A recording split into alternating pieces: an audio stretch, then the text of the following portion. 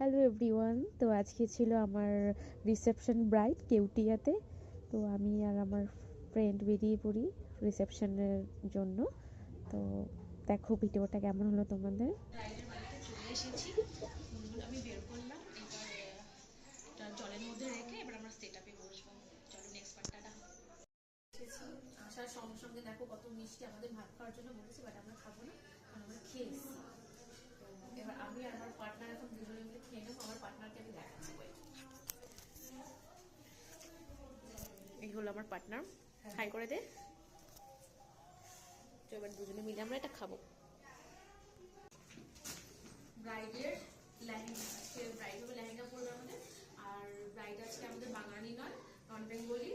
নন Bengali বলতে মুসলিম bride.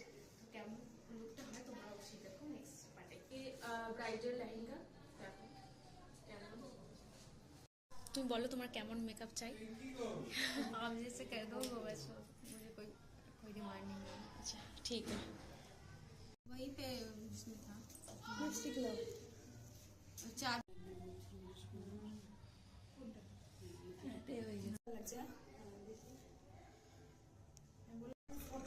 आपका कैसा लगा ये लुक?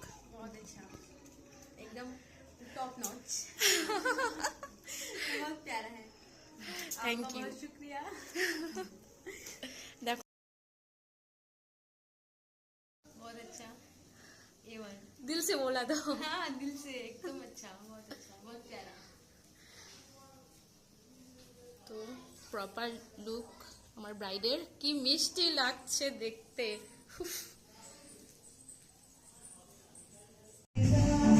কেমন লাগলো বলো?